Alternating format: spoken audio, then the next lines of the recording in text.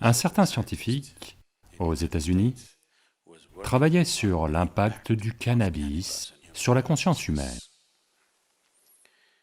Pendant près de 18 ans, le gouvernement des États-Unis lui a donné 30 kilos de marijuana chaque année pour faire ses expérimentations. 18 ans d'expérimentation n'ont rien donné. Donc à la fin des années 80, lorsque la consommation de drogue est devenue problématique, ils ont coupé ce quota de 30 kilos de marijuana qu'ils lui donnaient et ils ont dit « Rien à faire, nous ne savons pas où ils vont, ces 30 kilos, parce que vous n'avez rien fait. » Il a essayé d'expliquer qu'il a fait beaucoup de choses, mais que cela n'a pas encore abouti. Mais ils ont dit « Rien à faire » et ont supprimé le quota de marijuana. Donc il s'est installé en Israël. Le gouvernement israélien a examiné son travail et ils ont décidé de les lui donner. Donc ils lui ont donné les mêmes 30 kilos de marijuana pour 6 à 8 ans de plus. Alors, il a trouvé ceci. Il a réussi à produire la preuve que dans le cerveau humain, dans chaque cerveau humain, il y a des millions de récepteurs de cannabis. Donc cette information, qu'en faire? Ils ne savent pas, donc ils l'ont diffusée. Ils l'ont donnée aux anthropologues, ils l'ont donnée aux physiologistes, ils l'ont donnée aux neurologues, ils l'ont donnée à toutes sortes de gens. Il y a des millions de récepteurs de cannabis dans le cerveau humain. Quelle est l'explication? Comment? Pourquoi? Donc les anthropologues ont dit que peut-être, à un moment donné de l'histoire, peut-être que tout le monde se droguait. Ce qui n'est pas possible, car dans de nombreuses régions du monde, cela ne pousse même pas. Donc diverses explications ont vu le jour, rien de sensé n'en est sorti. Puis les neurologues, après environ 2 ans et demi à examiner la question à divers niveaux, ils ont dit, quand l'être humain est dans un certain état d'expérience, le système humain lui-même produit les composants chimiques nécessaires qu'il attend. Donc, ces millions de récepteurs de cannabis attendent que vous en produisiez. Ceux qui n'ont pas pu en produire ont essayé d'en apporter de l'extérieur et ont endommagé le système.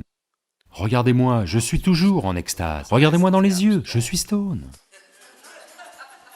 Je n'ai jamais pris de substance, mais toujours stone, parce que le système lui-même produit cela. Donc, en Inde, dans les systèmes yogiques, ils se sont énormément intéressés à la glande pinéale, vous savez. Vous connaissez la glande pinéale? Pendant longtemps, la médecine moderne l'a presque ignorée. Ils ont dit, il y a tant de choses dans ce corps dont on ne se soucie pas, parce que cela ne concerne pas les problèmes de santé quotidiens. Aujourd'hui, ils en sont arrivés là. Ils commencent à dire que si les sécrétions de la glande pinéale sont actives, si elles sont actives, vous n'aurez pas de saute d'humeur. Ce n'est pas le sujet. Il y a tout un système de yoga pour activer la glande pinéale. Si vous l'activez et qu'elle génère une quantité suffisante de sécrétions, vous serez en extase à chaque instant de votre vie. Chaque cellule de votre corps va simplement pétiller à chaque instant. Maintenant, quand vous êtes comme ça, que vous mangiez ou ne mangiez pas, que vous dormiez ou ne dormiez pas, rien n'a d'importance, parce que vous êtes en extase.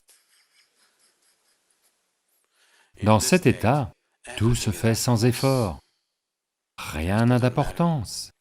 Vous pouvez fonctionner à votre maximum parce que vous ne pouvez effectivement utiliser votre corps et votre mental à leur maximum, il y a suffisamment de preuves médicales à ce sujet, que lorsque vous êtes dans un état de ravissement. Autrement, vous ne pouvez pas utiliser votre corps, vous ne pouvez pas utiliser votre mental à leur maximum. À la fois ce corps et ce mental, vous ne pouvez explorer le plein potentiel de ce qu'ils sont que lorsque vous êtes dans un état continu de ravissement en vous. Autrement, vous êtes de vous-même un fichu problème.